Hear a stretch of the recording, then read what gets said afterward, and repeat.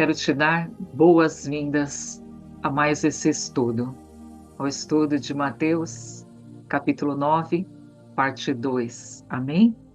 Nós estivemos estudando a parte um, né? E podemos contemplar áreas extremamente importantes nesse estudo de capítulo 9 da parte um. Se você ainda não assistiu, eu te encorajo a não deixar passar, porque ali falamos sobre cura das feridas emocionais, falamos de libertação espiritual, de perdão, falamos do perfeito amor, o amor que cura, que liberta, falamos também sobre máscaras que escondem as feridas, falamos sobre processo de cura e também falamos sobre o caminho para a restauração. Então, eu te encorajo, assista o nosso último vídeo, ou melhor, assista a série toda Desvendando o Novo Testamento. Como eu tenho falado, nós estamos focados, determinados a estudar cada verso com maior profundidade, buscando as pérolas, os tesouros que estão ocultos, buscando aquilo que o Senhor tem para revelar para a minha e para a sua vida. Não importa onde você está, estamos unidos no mesmo Espírito. Amém? E através do Espírito Santo de Deus, que nós vamos mergulhar essa noite em Mateus, capítulo 9, a partir do verso 9, porque chegamos até o verso 8 na última vez. Amém? Então, sem demoras, abre a sua Bíblia ou o seu telefone, né? Onde estiver a sua Bíblia, e acompanhe comigo esses versos poderosos. Trazem revelação sobre chamado, misericórdia divina e sobre a verdadeira justiça do reino de Deus. E nós vamos analisar o texto bíblico e quais são as suas implicações espirituais para a nossa vida. Amém? Então, vamos lá, Mateus 9, nós vamos ler a primeira parte de 9 a 13. Prepare o seu papel, a sua caneta. Eu tenho certeza que Deus vai falar poderosamente com você essa noite e você terá o que anotar. Essas palavras que o Senhor libera, elas são chaves para que você use no seu cotidiano e usar também futuramente, em situações que Deus vai falar, olha aquela chave que você recebeu naquele estudo, use hoje, amém? Porque a palavra, ela é viva, ela é eficaz, ela é espírito, então ela não para, ela continua fluindo. O que você vai receber hoje vai trazer frutos para a sua vida em outros momentos, amém? Vamos lá, verso 9 diz, e Jesus, passando adiante, viu assentado na alfândega ou na coletoria um homem chamado Mateus e disse-lhe: segue-me. E ele, levantando-se, o seguiu. E aconteceu que, estando ele em casa, na casa de Mateus, sentado à mesa, chegaram muitos publicanos e pecadores e sentaram-se juntamente com nosso Senhor Jesus e com os discípulos. Acontece que o verso 11 diz que os fariseus, vendo isso, chamaram os discípulos e disseram: por que come o vosso mestre, com os publicanos e os pecadores? Jesus, porém, ouvindo, disse-lhes: não necessitam de médico os sãos, mas sim os doentes. Ide, porém, e aprendei o que significa misericórdia quero e não sacrifício. Porque eu não vim para chamar os justos, mas os pecadores para o arrependimento. Nós vamos ver que no verso 9, logo no início do texto, existe um chamado para Mateus. Mateus, ele era um publicano, como a própria palavra já disse, cobrador de imposto, e ele estava a serviço de Roma. Amém? O problema era que ele era visto como um traidor pelos judeus. Por quê? Porque os coletores de impostos, os publicanos, eles exploravam o próprio povo. Para quê? Para enriquecer e colaborar com o Império Romano. Então, nesse chamado de Mateus, pastora, qual a revelação para a minha vida? Primeira coisa, não importa a sua situação.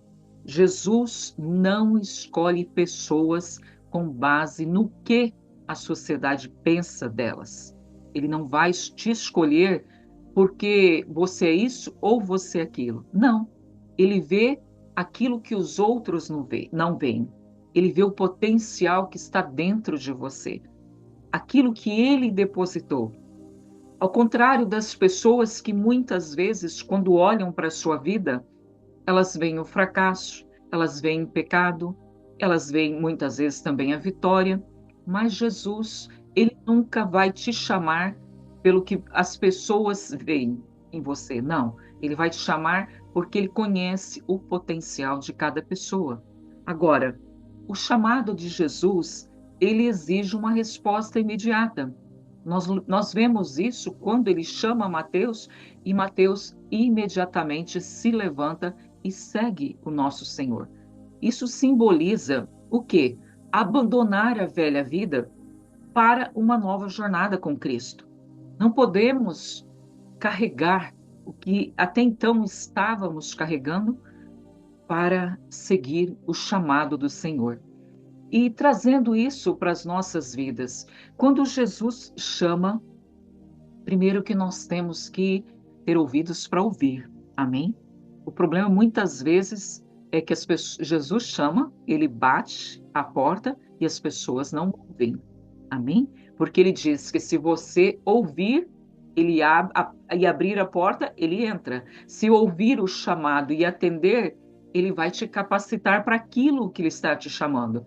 Então, a nossa resposta diante do chamado do Senhor é que nós devemos estar prontos para deixar tudo e seguir aquilo que ele está nos indicando, em obediência ao chamado.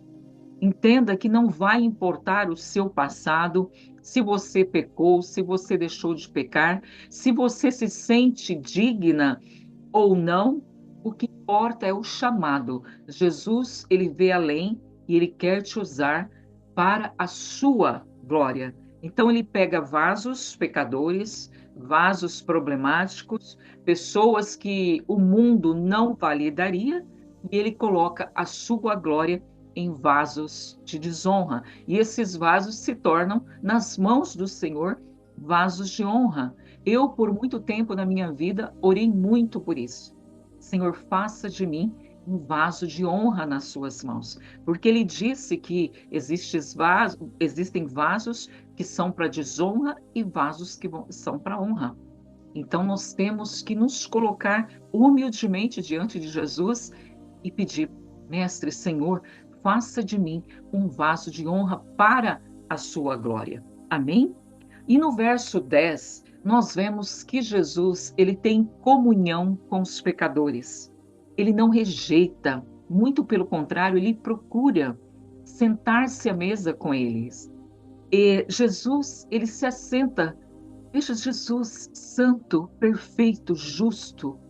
Ele se senta para comer com publicanos e pecadores, o que era extremamente escandaloso naquela época, devido aos costumes religiosos da época. E por que Jesus fez isso? Nossa, Jesus fez isso para escandalizar o povo? A verdade é que Jesus, ele mostrou com isso que ele veio para transformar vidas e não para excluir, não de forma alguma. Ele vem para o pecador, ele vem sim para poder transformar aquela vida. E quantos testemunhos nós vemos de vidas transformadas por causa de um encontro com ele, casamentos restaurados, pessoas que antes eram, né, tinham todo tipo aí de situações difíceis na vida, mas Jesus vem e transforma. Por quê? Porque ele é um Deus que se aproxima daqueles que são marginalizados, daqueles que são rejeitados pela sociedade, e ele faz questão de sentar-se à mesa com essas pessoas? E quais têm sido as nossas atitudes quando no nosso meio existem pessoas assim? Será que nós temos nos sentido tão santos a ponto de não se sentar com marginalizados e pecadores como o nosso Senhor fez e faz? Então, assim, a mesa que representa a comunhão, é o lugar onde ele se relacionou com os pecadores, onde ele se relaciona conosco.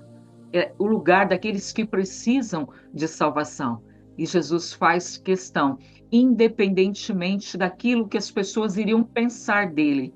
É a mesma coisa se hoje eu e você fôssemos em uma casa de pessoas que você sabe que está vivendo em pecado abertamente e sentasse com elas para comer, para compartilhar o momento de comunhão. Amém? Jesus fez isso. Então, isso nos diz que o propósito do seu coração sempre foi de levar a transformação e a salvação para as pessoas. E o mesmo se aplica a nós. Amém? Como cristãos, nós devemos abrir os nossos corações para acolher pessoas que ainda não conhecem a Deus, que vivem na ignorância, que não entendem muitas vezes o que é pecado, não sabe distinguir uma coisa da outra, por não conhecer a verdade, por não ter um relacionamento próximo com o Senhor. Amém? O evangelismo eficaz é aquele que acontece através da comunhão, do sentar-se à mesa, do amor e não do julgamento. Amém? Nosso Senhor Jesus não julgou aquelas pessoas ao sentar-se com elas. Não. Ele foi ali para trazer transformação. Só que no verso 11, a Bíblia nos relata sobre o orgulho dos fariseus. Amém? Os fariseus, eles criticaram Jesus por se associar com os pecadores, por estar com eles à mesa. E eles acreditavam, como muitos hoje acreditam, que santidade significa uma separação total de pessoas impuras, quando na realidade não é isso. Amém? Todos nós estamos em processo de santificação, mas nós devemos estar juntos daqueles que ainda nem começaram o processo, nem entraram no processo de santificação, ainda não entregaram as suas vidas a Jesus, não receberam o nosso Senhor como Senhor e Salvador, né? Os considerados ímpios. Não podemos nos apartar achando que somos santos, né? Separados e não podemos nos relacionar com essas pessoas. Precisamos impactar o mundo com a nossa fé, com o nosso testemunho de quem Jesus é na nossa vida.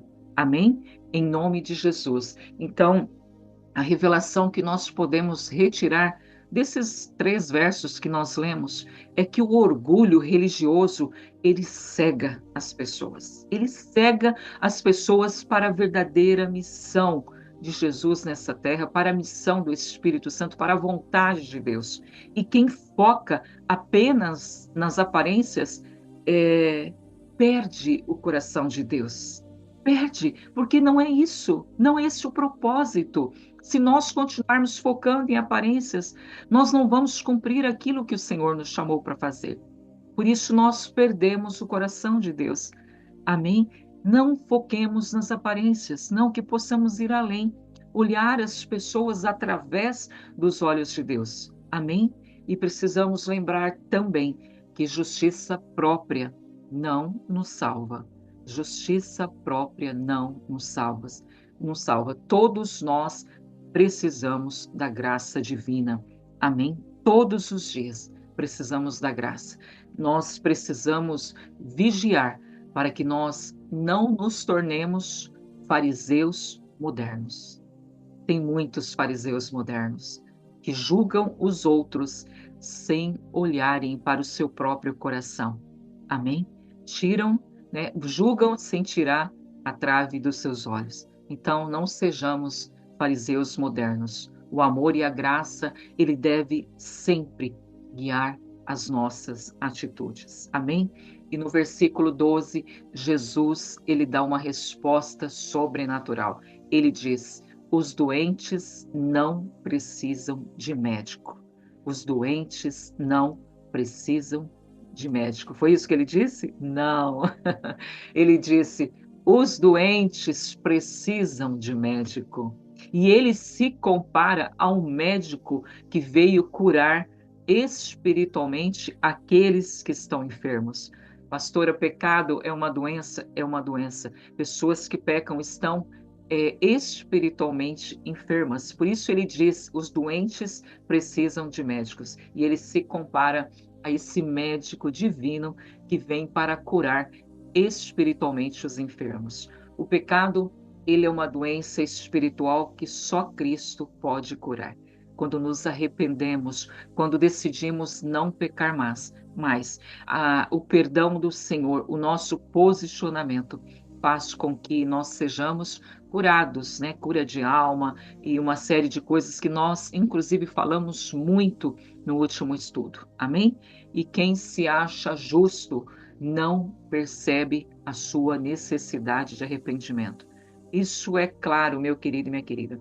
A pessoa que se considera muito correta, muito justa, ela nunca vai encontrar o lugar de arrependimento tão necessário para receber essa cura espiritual que somente o nosso Senhor Jesus nos dá. A igreja como um todo, ela deve ser um hospital para pecadores e não um clube exclusivo para santos. Amém? Não, ela é um hospital para pecadores. É isso que a igreja é, um hospital, porque os pecadores estão doentes. Por isso que ele se compara a um médico. E nossa igreja, ela precisa ser esse lugar que acolhe o pecador como um enfermo que precisa de cuidados, né, até o momento da cura. Amém? Precisamos reconhecer a nossa total necessidade de Jesus, diariamente, diariamente. E como igreja, mais uma vez, eu quero te dizer, devemos acolher aqueles que estão quebrantados e ministrar cura às suas almas através da palavra. Amém? E o verso 13 diz: misericórdia quero e não sacrifício. Jesus, ele está citando Oséias 6. Para quê? Para ensinar que Deus, ele prioriza o coração misericordioso em vez de rituais religiosos vazios. É isso que ele está dizendo: misericórdia quero e não sacrifício. Não quero sacrifícios vazios, sacrifícios de tolos, não. Eu priorizo um coração misericordioso. Deus, ele se importa mais com o coração do que com atos religiosos sem amor. Amém? Sacrifício sem misericórdia, ele é inútil. Amém? Anote se você estiver anotando. Sacrifício sem misericórdia é inútil. Amém? O verdadeiro arrependimento, ele gera uma transformação e compaixão nas pessoas e compaixão nossa pelas pessoas também. Devemos, em todo o tempo, agir com essa mesma misericórdia e graça, assim como Deus age conosco. Quando nos arrependemos e sentimos, nos arrependemos, pedimos perdão e sentimos aquela libertação, aquele alívio. Amém? Eu quero te dizer que a vida cristã não é baseada em regras externas, mas sobre um relacionamento muito real com o Espírito Santo de Deus. Amém? Com o nosso Senhor Jesus. Esses versos que nós lemos até aqui nos ensina que Jesus chama, literalmente chama aqueles que são rejeitados e oferece comunhão aos pecadores. E também que ele confronta essa hipocrisia religiosa que existe e ele nos desafia a viver uma, uma vida de misericórdia. Amém? E como nós podemos, então, fazendo um resumo desses versos que nós estudamos até aqui, como podemos aplicá-los no nosso dia a dia? O primeiro ponto, relembrando o que nós já falamos essa noite, é responder o chamado de Jesus. Abandone o que te prende ao passado e siga o nosso Mestre de todo o seu coração. Abrace aqueles que o mundo rejeita. Aí sim você e eu estaremos cumprindo o nosso verdadeiro chamado.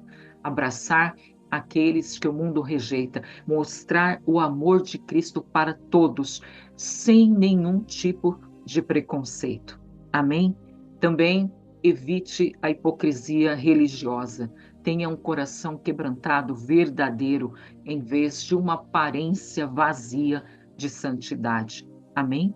E cuide também daqueles que estão espiritualmente doentes. Entenda que talvez hoje mesmo você está convivendo com pessoas que estão espiritualmente doentes e você talvez não esteja entendendo aquele estado daquela pessoa, o estado do coração, o estado da mente. Então, a nossa posição, ela deve ser de um agente de cura, não de críticas, não de julgamentos, mas um agente de cura, de restauração na vida daqueles que estão espiritualmente enfermos. E você sabe que toda enfermidade espiritual, ela reflete no mundo físico, amém?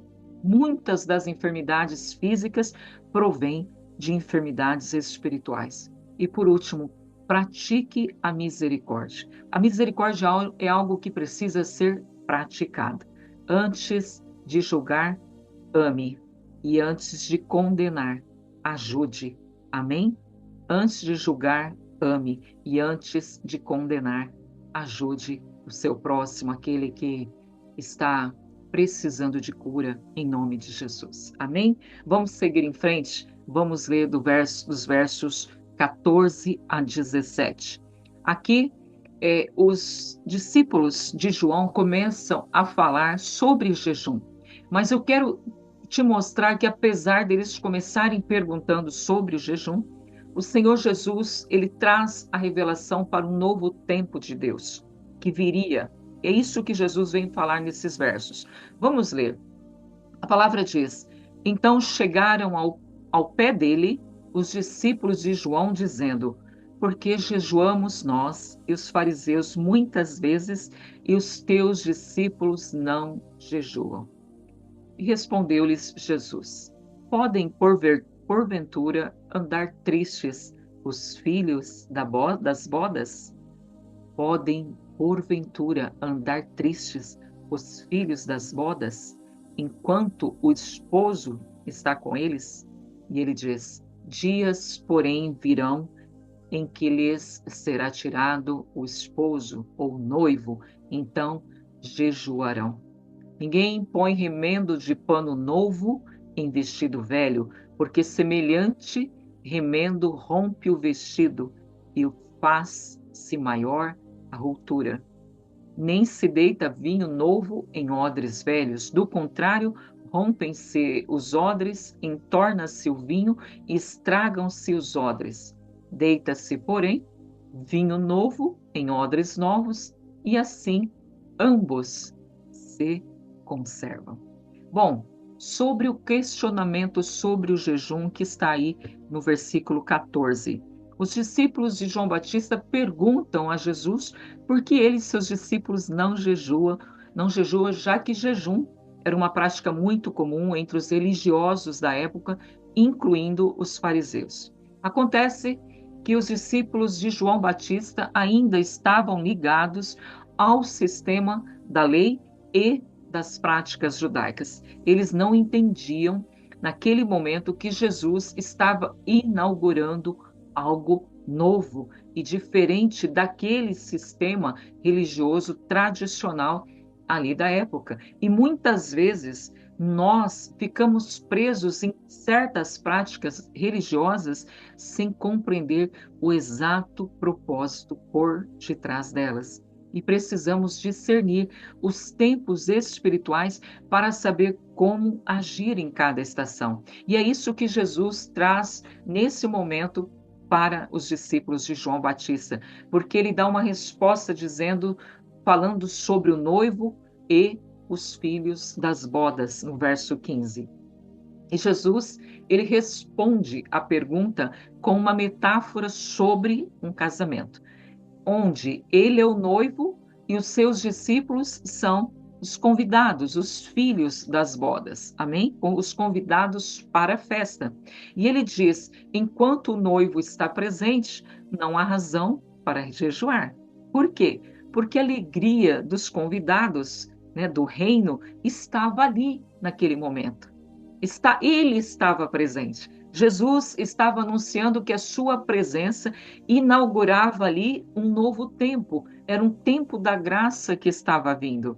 E o jejum, veja, ele tem o seu lugar na nova aliança. Jesus espera que nós jejuemos, mas não como uma obrigação religiosa, como os fariseus e os discípulos de João estavam fazendo. Eles estavam cumprindo uma obrigação religiosa.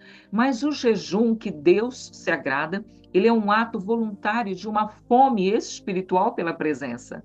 Toda vez que, por exemplo, eu me proponho a jejuar e eu convoco você para jejuar, é porque há uma necessidade de aumentarmos a nossa proximidade, de nos tornarmos mais próximo do nosso Deus, de alcançarmos um nível maior nesse conhecimento, nessa presença gloriosa. Por quê? Porque nós estamos subindo dia após dia. Amém? Estamos subindo a sua presença ao lugar da sua habitação. Então, todas as vezes que eu e você jejuamos, estamos sacrificando a nossa carne para que o nosso espírito, a nossa alma, ela possa sentir com mais clareza, sentir melhor e entender com mais clareza as coisas do alto e ter um acesso maior à presença do Senhor. Então, o jejum, como eu disse, ele é um ato voluntário de fome espiritual. Se você é uma pessoa cheia do Espírito, você vai sentir o desejo de jejuar para ter mais do Espírito, de tão bom que é. Não é estar na presença dele, sentir a sua glória, o seu amor, receber suas direções, seus conselhos. Então a gente quer mais. E o jejum é uma chave poderosa para isso. Por quê? Porque enquanto você está crucificando a sua carne, você está deixando o seu espírito e a sua alma livre para estar com os seus olhos focados no alto, no trono de Deus. Amém? Então, continuando aqui, Jesus ele também ele faz ali naquele momento, nessa resposta que ele dá, uma profecia sobre a sua morte. Ele diz: dias virão em que lhes será tirado o noivo ou esposo, então eles jejuarão. Amém? São os nossos dias agora. Ele não está conosco, o seu Espírito Santo está, mas ele não está mais presencialmente. Então ele diz: dias virão em que eu serei tirado. Ele estava dizendo isso. A alegria, a sua alegria será tirada. Então eles jejuarão. Isso se refere, quando essa sua resposta, ele estava se referindo ao tempo da sua crucificação e da sua ascensão aos céus, onde ele seria tirado daqui dessa dimensão, né, chamada Terra. Então, como a gente pode aplicar esses versículos na nossa vida? Entendendo que a nossa caminhada com Deus, ela não pode, ela não deve, de forma alguma, ser baseada em rituais. Nenhuma vez. Amém?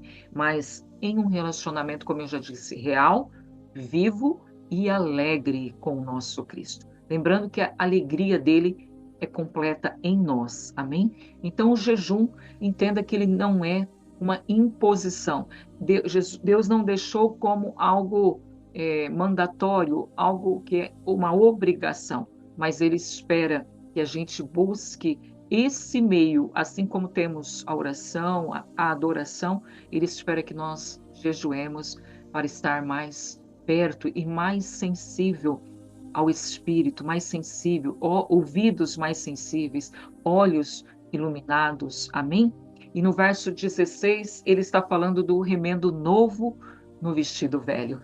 Jesus diz que ninguém coloca, e realmente ninguém faz isso. Pegar um remendo bem bonitinho, um tecido muito bonito e colocar ali naquele vestido velho, rasgado, caindo aos pedaços. Amém? Por quê? Mesmo que você tentasse o vestido velho, que já está ali com as suas fibras apodrecendo, ele vai rasgar e aí o estrago vai ser ainda maior. Ou seja, ele estava dizendo, o velho sistema religioso não podia mais ser remendado.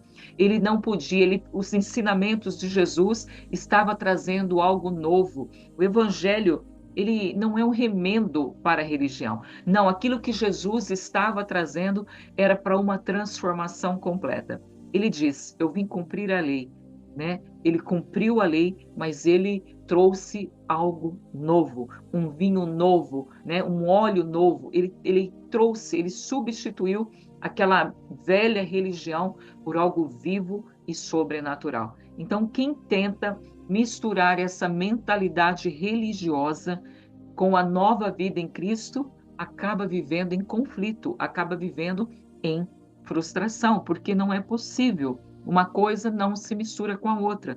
Aquele que é adepto a rituais religiosos e uma série de outras coisas ligadas à religião, não consegue viver o novo de Deus, ser uma nova criatura em Cristo, e acaba vivendo uma vida espiritual frustrada, amém? E em conflito consigo mesmo, porque não vê avanços espirituais, não cresce espiritualmente e, consequente, materialmente. Amém?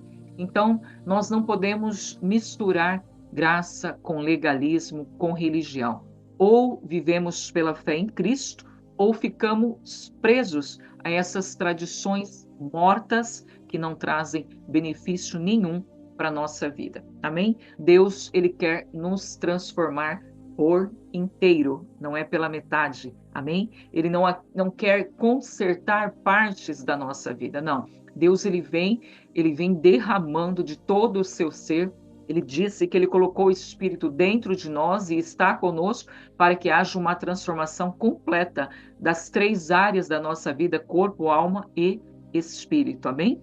E ele diz no verso 17, ele vem com uma outra metáfora para praticamente dizer a mesma coisa, porque ele disse vinhos novos e os odres velhos. Jesus, ele continua com essa outra ilustração dizendo que o vinho novo não pode ser colocado, mais uma vez confirmando que aquilo que é novo, aquilo que ele traz para a nossa vida, ele tem que substituir aquela velha tradução, a velha religião, os velhos rituais. Jesus, ele traz para nós novidade de vida. Por isso que ele diz: vinho novo não pode ser colocado em odres velhos, pois os odres se romperiam e o vinho se perderiam. Ou seja, o vinho novo, ele representa a nova aliança em Cristo. A partir do momento que você aceitou caminhar com Ele, que você aceitou Ele como seu Senhor, que você dá espaço para Ele governar a sua vida, você passa a viver essa nova aliança em Cristo, uma vida cheia do Espírito Santo de Deus. Os odres velhos, eles representam aquela mentalidade antiga, baseado na religião morta. E quantos ainda vivem dessa forma? Ou seja, o vinho novo precisa de odres novos, ou seja, para que nós sejamos transformados, para que nós possamos receber vinho novo, precisamos de um coração renovado, um coração flexível, um coração quebrantado, cheio de retidão, humilde para receber aquilo que Deus está fazendo nas nossas vidas. Amém? Ou pretende fazer. Então, para receber o novo de Deus, precisamos abandonar de uma vez por todas as mentalidades antigas, pensamentos inflexíveis, aqueles sofismas e paradigmas, tudo aquilo que foi passado para você através das gerações, é tudo coisa do passado, são tradições vindas de doutrinas de homens e tantas outras coisas. Não, o que Deus tem para nós, o que o Espírito tem para nós é algo novo. É um vinho novo, é novidade de vida. Então, se nós queremos viver uma vida cheia do Espírito Santo todos os dias, devemos estar prontos para sermos transformados e renovados diariamente. Por isso, quão importante é, quando nós acordamos, abrir os nossos braços e dizer: eis-me aqui, Senhor, pode me transformar e me renovar da forma que o Senhor bem entender. Estou totalmente aberto para essa transformação que somente o Senhor pode fazer. Amém? Se não estivermos com Ele, estaremos na velha tradição, na velha religião, na religião que está morta. Então não tem outra saída. Ou estamos com Ele, ou estamos mortos. Amém? Não tem outra. Então, nesses versos, Jesus, ele nos convida a deixar para trás esses velhos sistemas e abraçar essa novidade de vida em Cristo. Amém? Deus, ele está sempre fazendo algo novo.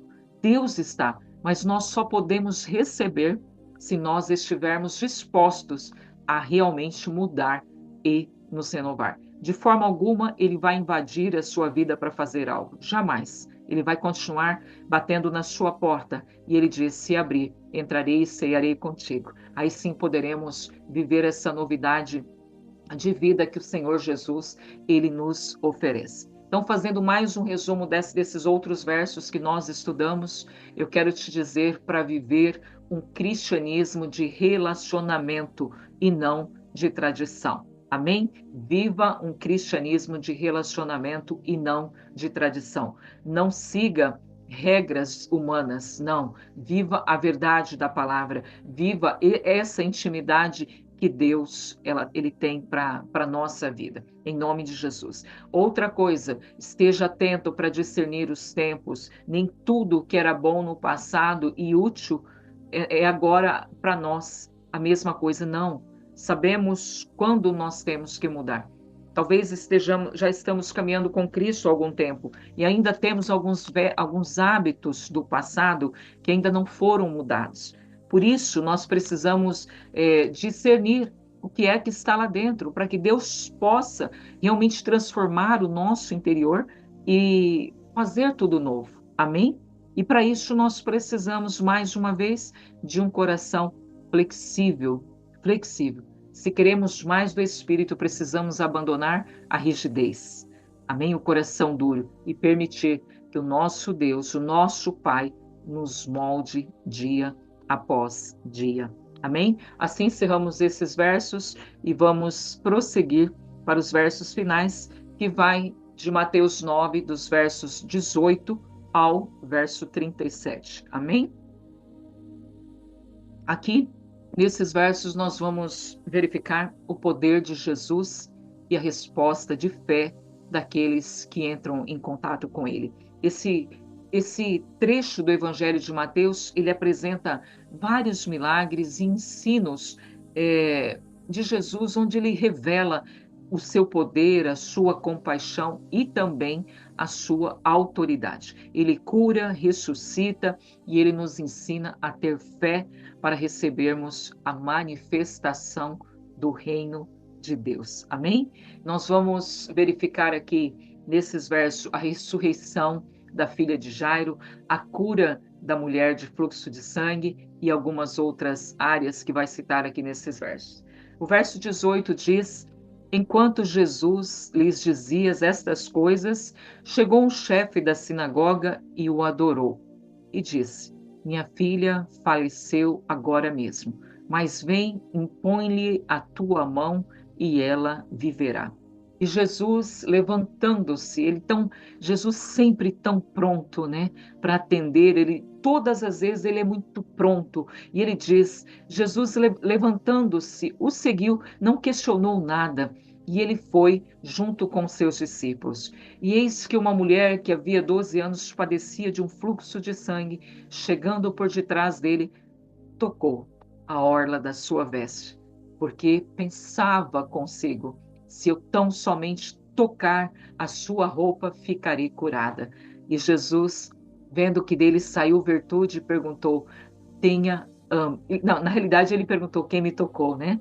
E quando ela se apresenta, ele diz: tenha ânimo, filha, a tua fé te salvou. E imediatamente a mulher ficou sã. E chegando Jesus à casa de Jairo, né, daquele chefe, e vendo ali as pessoas já preparando o funeral, né, os instrumentistas, o povo ficou alvoroçado e disse-lhe: retirai-vos, porque a menina não está morta, mas dorme. E todos riram dele. E logo que o povo foi posto para fora, entrou Jesus, pegou-lhe na mão e a menina levantou-se. E espalhou-se aquela notícia por todo o país. Veja, como eu disse, esses versos, até o 26, nós vamos ler agora, fala da fé de Jairo, fala da fé da mulher do fluxo de sangue e do poder de Jesus sobre a morte. Você vê que Jairo, mesmo diante da morte, ele acreditava com todo o seu ser que Jesus poderia ressuscitar, né, trazer a vida à sua filha. E a mulher, ela tinha uma determinação e uma fé tão forte que ela somente pensou: se eu tocar a orla, a beiradinha do manto, eu vou ser curada. Isso revela uma fé, uma confiança total naquilo que Jesus representa como Senhor, como autoridade, como poder. E ela disse: se eu apenas tocar. E Jesus, ele também mostra que para Deus a morte não é o fim quando ele ressuscita a filha de Jairo. Ou seja, a nossa fé, meu querido e minha querida, move a mão de Deus. É a nossa fé que move. Eu sempre costumo dizer que Deus, ele, eu acredito que ele tem compaixão de mim, de você, quando nós choramos. Amém? Ele se compadece das nossas dores.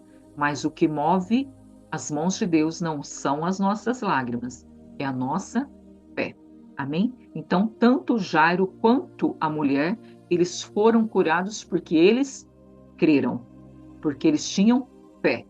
E nós devemos é, superar toda e qualquer dúvida para poder receber os milagres da parte de Deus. Como eu disse, é a fé que vai mover o sobrenatural. E Jesus, ele já mostrou que ele tem poder sobre a morte, sobre toda enfermidade.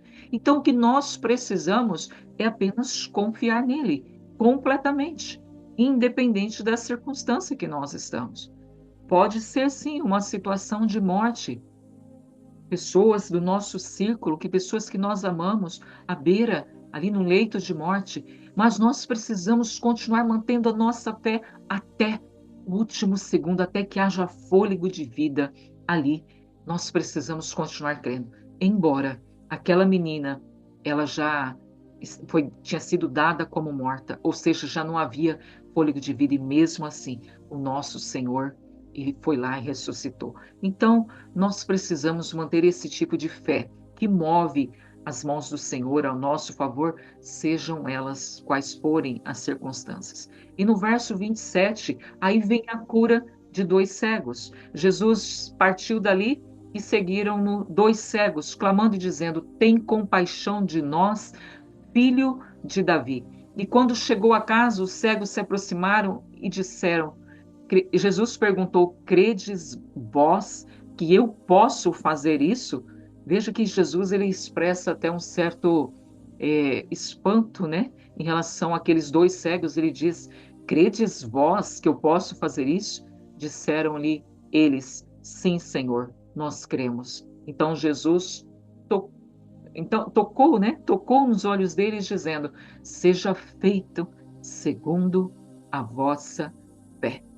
Um toque, mais uma vez um toque. Esse foi o capítulo do toque, né? Que coisa mais linda. Seja feita segundo a sua fé. Jesus tocou neles e eles foram curados. Os olhos se abriram. E Jesus disse: olhai que ninguém o saiba. Mas, tendo eles saído, divulgaram a sua fama por toda a terra. Algo que eu quero chamar a tua atenção nesses versos é que eles chamaram Jesus de filho de Davi. Olha como isso deve ter chamado a atenção de Jesus, porque quando ele diz filho de Davi, eles reconheceram Jesus como o Messias prometido. Não teria como não chamar a atenção do nosso Senhor, do nosso Mestre, depois dele ouvir uma frase dessa, dois cegos dizendo: Jesus, filho de Davi, tenha misericórdia de nós. E Jesus faz essa pergunta se eles creem, ou seja, a fé, ela é essencial para receber o milagre. Amém? A cura só veio por causa da fé. Isso é um princípio poderoso, um princípio espiritual poderoso para aplicarmos na nossa vida. Precisamos clamar a Deus com fé, sem duvidar do seu poder, sejam quais forem as circunstâncias. O que recebemos de Deus está diretamente ligado com a nossa fé. Quando Deus nos toca, a nossa visão espiritual também ela é aberta e ele nos faz ver coisas além do natural, coisas que pessoas não veem. Amém? Nos versos 32 e 34, mais uma cura, né? Um endemoninhado mudo. E a palavra diz que, havendo ele se retirado, trouxeram-lhe um homem mudo e endemoninhado. E, expulso o demônio, o mudo falou. E a multidão se maravilhou, dizendo: nunca tal se viu em Israel. Mas os fariseus diziam, mais uma vez os fariseus, ele expulsa os demônios pelo príncipe dos demônios. Veja, nesses versos de 32 a 34, eu quero chamar a tua atenção para algo. Nem toda doença física tem origem natural. Já falamos sobre isso. Esse homem, ele estava mudo por causa de um espírito maligno. Amém? E a libertação de Jesus, ele traz uma restauração completa. Ele expulsa o demônio e o mudo começa a falar. A fala daquele homem, ela é restaurada. E os fariseus, mais uma vez, eles rejeitam o milagre, mostrando ali naquele momento a incredulidade deles e tamanha cegueira espiritual. Então, nós devemos discernir quais são as batalhas espirituais por detrás de certas enfermidades e problemas. Sempre orando, meu querido e minha querida, no sentido de que seja feita a vontade do nosso Pai. Amém? Intercedemos, oramos, decretamos, libertamos em nome de Jesus, mas a vontade do Pai sempre vai prevalecer em qualquer situação. Jesus, ele tem autoridade total sobre o reino das trevas e nós somos, nele, na realidade, nós fomos libertos. E é através dele que nós podemos nos movimentar em relação a essas batalhas espirituais. Apenas precisamos ter cuidado com a incredulidade e também com críticas religiosas que podem nos afastar desse agir sobrenatural de Deus, que é receber um milagre da parte do nosso Pai. Muitas vezes, de um lado, nós temos fé e do lado fazemos críticas religiosas, o que faz com que o poder de Deus se afaste aí da nossa vida. Amém? E finalizando, versos 35 a 37, Jesus fala sobre a colheita ser grande, mas poucos os trabalhadores. O verso 35 diz: E percorria Jesus todas as cidades e aldeias, ensinando na sinagoga deles, pregando o evangelho do reino e curando todas as enfermidades e moléstias entre o povo. E vendo a multidão, teve grande compaixão dela, porque andavam desgarrados e errantes, como ovelhas que não têm pastor. Então disse aos seus discípulos: a seara é realmente grande, mas poucos são os trabalhadores. Nós vemos que o nosso Senhor, ele não apenas curava, mas também ensinava e pregava, mostrando que o evangelho de Jesus, ele é mais do que milagres. Ele se trata de transformação total de vidas. Amém? E ele sente ali naquele momento compaixão pelo povo, porque ele vê aquele povo espiritualmente perdido como ovelhas que não têm pastor. Jesus reconhece ali uma necessidade, mas ele diz: poucos realmente se dispõem a servir no reino. Por isso, orem para que Deus mande mais trabalhadores para a seara. Precisamos ter o coração de Jesus, cheio de compaixão pelos perdidos, cheio de compaixão por aqueles que ainda não encontraram o bom pastor, o pastor das almas. Amém? O mundo está cheio de pessoas precisando da mensagem do Evangelho e Deus, ele nos chama para sermos trabalhadores nessa colheita. E para isso, nós devemos orar e agir, não somente orar, não é? Não podemos orar e nos acomodar. Não, é orar e agir, respondendo ao chamado de Deus para evangelizar e discipular. Então, fechando o Mateus capítulo 9, que nos ensina sobre fé, milagres, compaixão e tantas outras coisas, nos mostra também o Senhor Jesus como o Senhor da vida, da cura, da libertação, e o Jesus que nos convida a participar dessa obra junto com Ele. Esse é o nosso Senhor. Temos que ter fé para o impossível. Amém? Não podemos limitar Deus com a nossa fé e discernir as nossas batalhas, as batalhas das pessoas que estão enfrentando batalhas em suas mentes, batalhas espirituais. Ele pode curar, libertar e restaurar qualquer tipo de situação, qualquer tipo. Mas o mundo precisa, o mundo não, as pessoas que realmente se dizem seguidoras de Jesus, se entendem como seguidoras de Jesus, precisa dar uma resposta ao chamado de Deus. O mundo precisa de trabalhadores para a colheita. E a minha pergunta, eu finalizo perguntando: você está disposto e disposta a ser usada por Deus para poder pregar o Evangelho e ver vidas sendo transformadas? Se você estiver, diga amém. Escreve aí, amém. Eu estou, eis-me aqui. Faço o mesmo que Isaías fez quando Deus perguntou a quem eu enviarei. Envia-me a mim, Senhor. Eis-me aqui. Que possamos confiar, clamar e servir ao nosso Senhor com todo o nosso coração. Amém? Em nome de Jesus. Eu oro para que esse estudo tenha trazido bastante discernimento e compreensão para a sua vida em relação a essa segunda parte de Mateus 9. Eu tenho certeza que você colocará a sua cabeça no travesseiro hoje e a palavra continuará falando contigo. Amém? Em nome de Jesus. Obrigado pela tua presença.